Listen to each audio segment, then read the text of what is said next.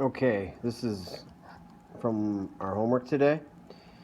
So the first three problems here, exercises 1 through 3, are asking you to write the equation of the line given the slope and the y-intercept. This is example 1 on page 176,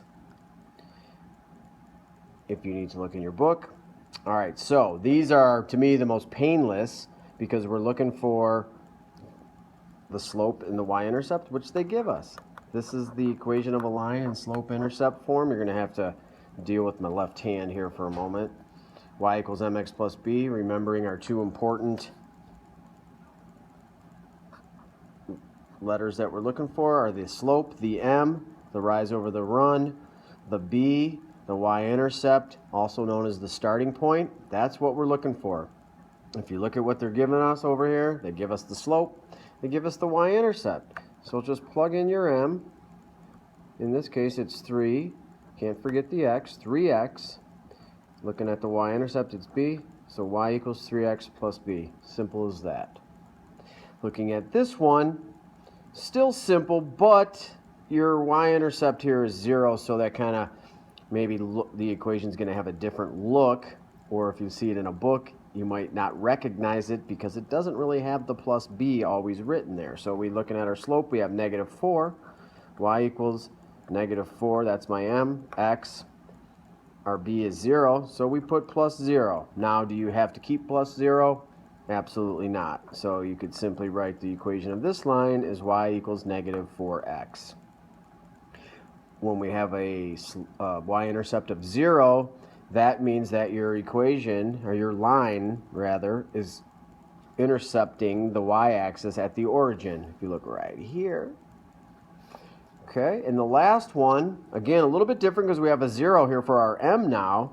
So plug in what we have. We have 0x plus -2. Now I'm going to write this one a couple different ways just to kind of show you that there's different ways since we have a -b here. And we have the 0 for m, which you know that mx means m times x, so 0 times x is always going to be 0. So this really is gone. So we don't even need that. So we really have y equals -2, which is a horizontal line. This is just something that you're going to have to kind of memorize. We have, when we don't have a slope, we're just going to have the b really, is basically what we have there. Okay, let me try to slide this up here. Keep in mind too, this is my trial run here.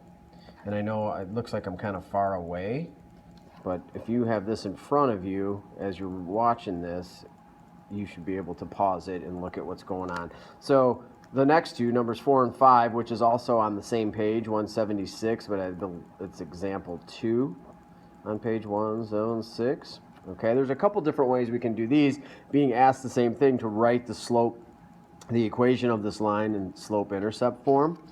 Okay, so the first thing I like to do is locate the b. You know, I'm looking, there's the b on number 4. I'm looking over here real quick.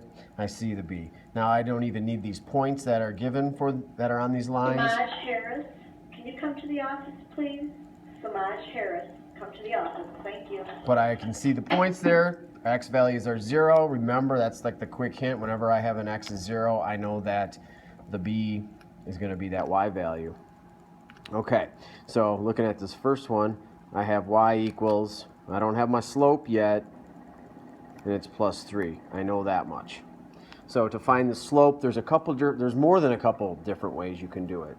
One way you can do it, and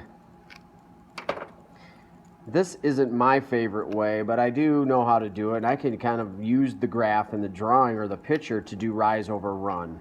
And I like to do it when they give me the points like this. It makes it easier. It's easier for me to see, all right, if I'm going to start right here at the y-intercept, I'm going to go down, and I'm stopping right here going down 1 because I see over here, all right, when I move this way, I'm going to land right back on the line.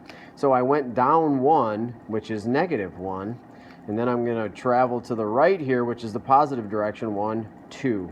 And I hit the line again. So my rise over run, my run is 2, so the rise is -1, over 2. So my slope is negative 1/2.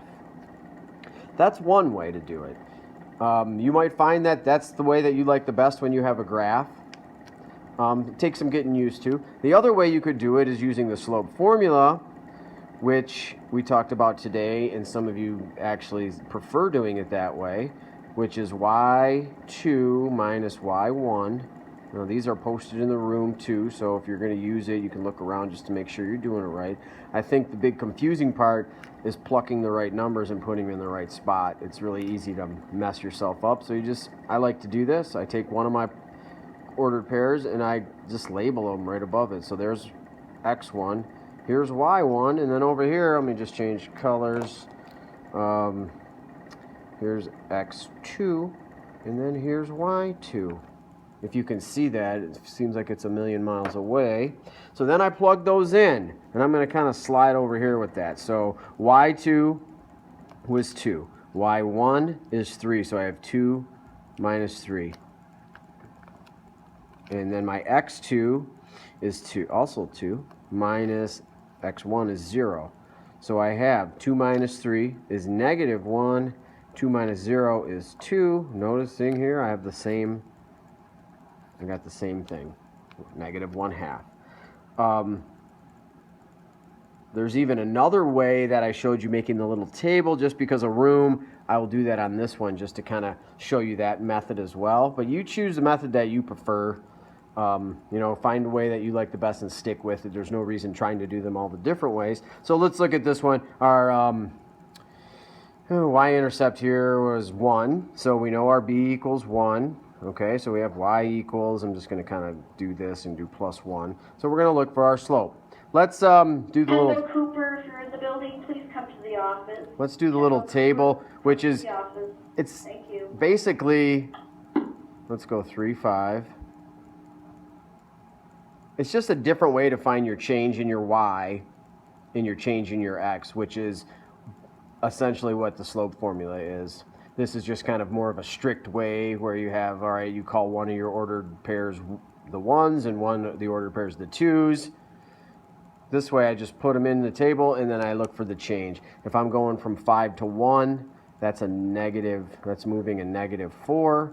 This is going down 3 to 0, that's negative 3. So my change in my y is my numerator, that's my rise.